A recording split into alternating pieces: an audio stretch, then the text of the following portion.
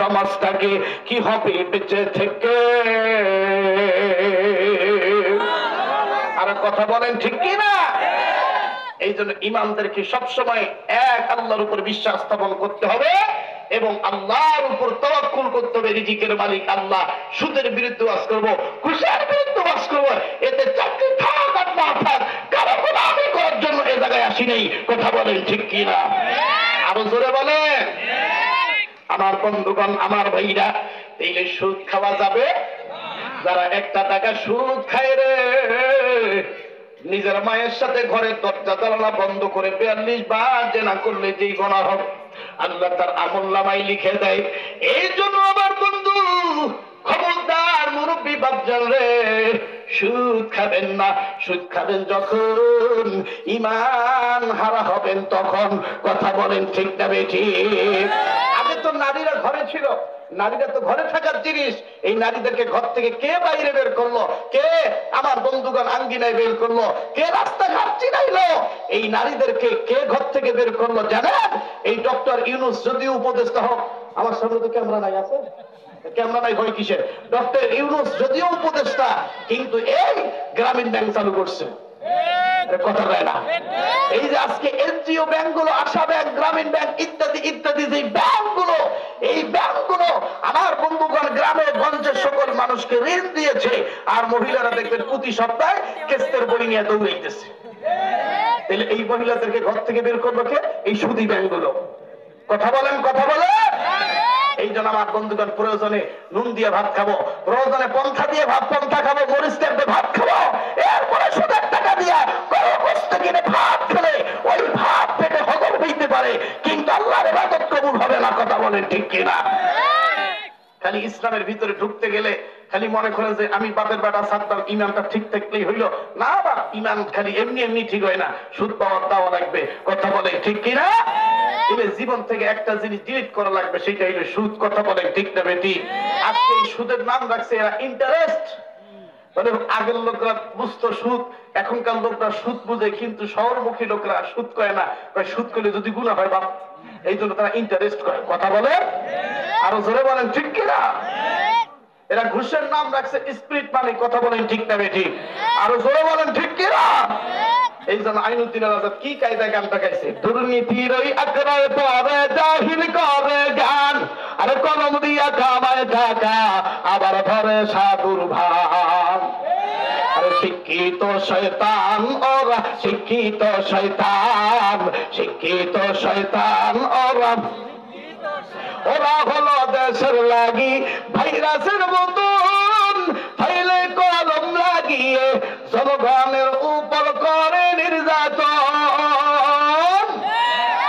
ঘুষের টাকায় ওদের বুড়ি, সুদের টাকায় ওদের বুড়ি, করে যে টান টান। শিক্ষিত শয়তান ওরা, দেখেন কোন মুখটা মুখ করে না, শিক্ষিত শয়তান ওরা। কথা বলেন ঠিক কিনা? সুদ ঘুষ খাইয়া আমার বন্ধুগণ এত বড় বড় পেট আসানা নাই, দরজা খুলের সময় হাত লাগে না, পেট দিয়ে একটা ঠাসা দিলে দরজা খুলে যায়। কথা বলেন ঠিক না বেঠে? মহিলা মা বোনরা চিন্তা করে আমাদের পেটে বাচ্চা আছে 7 মাস 8 মাস, তাও এতটুকু, কিন্তু ওদের মনে হয় 17 মাস চলতেছে। আরে কথা কন ঠিক না? আসলে ওদের 17 মাস না, এরা মন মারছে, টন মারছে, বয়স্ক ভাতার কাঠ মারছে, বিধবা ভাতার কাঠ মারছে, বোনার খাম্বা মারছে, রেল লাইন মারছে। এই বাজারে 5-7টা সরকারের পক্ষ থেকে পাবলিক টয়লেট বাজার ছিল, ওইটা পর্যন্ত মাইরা পেটে ঢুকাইছে। এই জন্য পেটের সাইজ হয়েছে 17 মাসিয়া। কথা বলে ঠিক না বেঠে? এই জন্য আমার বন্ধুগণ, সুদের সাথে সম্পৃক্ত থাকা যাবে আমার ভাইরা, আমার বন্ধুগণ। আর সে দিনটা একটু নরম করে দেন রে বাবাজি, হাসির খোরাক দিচ্ছি না, বাস্তব কথা বলতেছি। যারা সুদ খাবে আমার বন্ধুগণ, তার আমল আল্লাহর দরবারে কবুল হবে না। যারা ঘুষ খাইয়া মরে যাবে আমার বন্ধুগণ, তার পেটের ভিতরে সাপ বিচ্ছু কীট পতঙ্গ পোকামাকড় আল্লাহ ভরপুর করে দিবে। এরা মাটিয়ার এলাকার বন্ধুরে, ওই কবর ভালো জায়গা না, ওই কবরে যারা একবার গেছে রে, তারা আর কোনদিন এই দুনিয়াতে ফিরে আসে নাই। আমার বন্ধুগণ, এই এলাকা থেকে কোন ছেলে যদি প্রবাসে যে জীবন যাপন করে, ইনকাম করে, আমেরিকা যায়, আমার বন্ধুগণ মালয়েশিয়া যায়, কানাডা যায়, কোরিয়ান যায়, আমার বন্ধুগণ আবার দেশে ফেরার সম্ভাবনা আছে। হোয়াটসঅ্যাপে, ইমোতে, ইন্টারনেট প্রযুক্তির মাধ্যমে ভিডিও ফোনে দেখা যায়। কিন্তু বাজানো কবর নামক দেশে যারা একবার গেছে তারা আর কোনদিন এই দুনিয়াতে ফিরে আসে নাই। আমার বন্ধুগণ, এই 3.5 হাত মাটির নিচের কবরের খবর পাওয়া যায় না। এরে যুবক বন্ধুরে, ও পদ্মানের মা বাপ, যেই স্বামীর ঘরে বাসর রাতে বেনারসি শাড়ি পরে, নাকের মধ্যে স্বর্ণের ফুল দিয়া, কানের মধ্যে স্বর্ণের দুল দিয়া,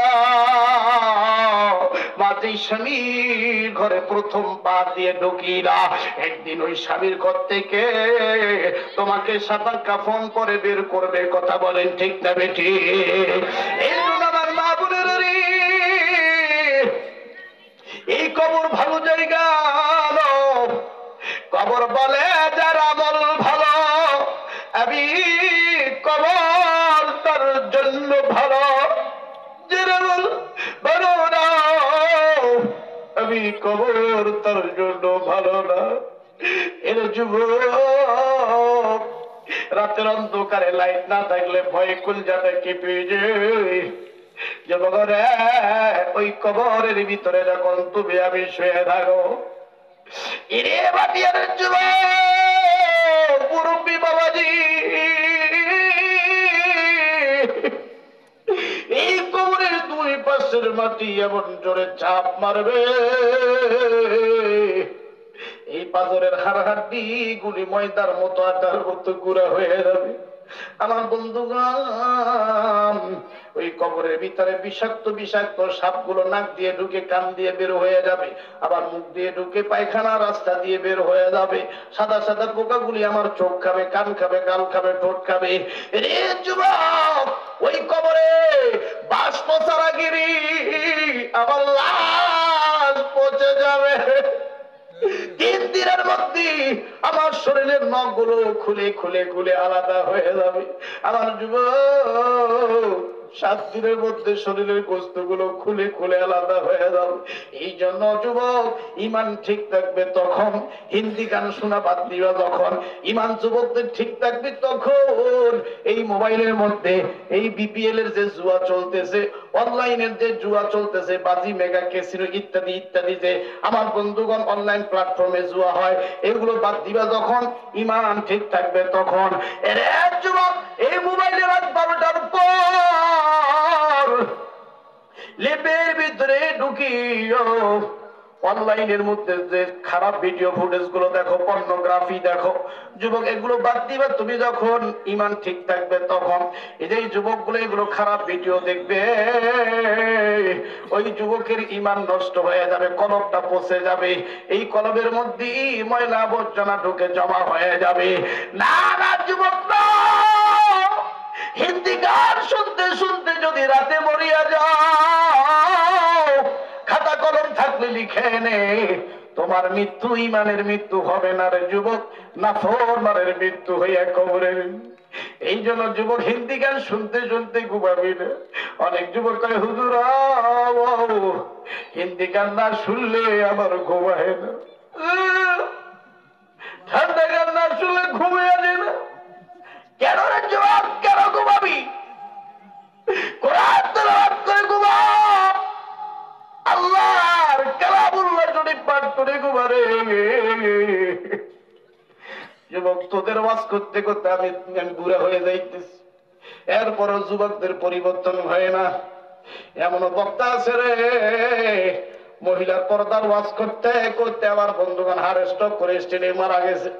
অথচ এই মহিলা জাতি এখন পর্যন্ত পর্দা করতে চায় না। কথা বলেন ঠিক কিনা?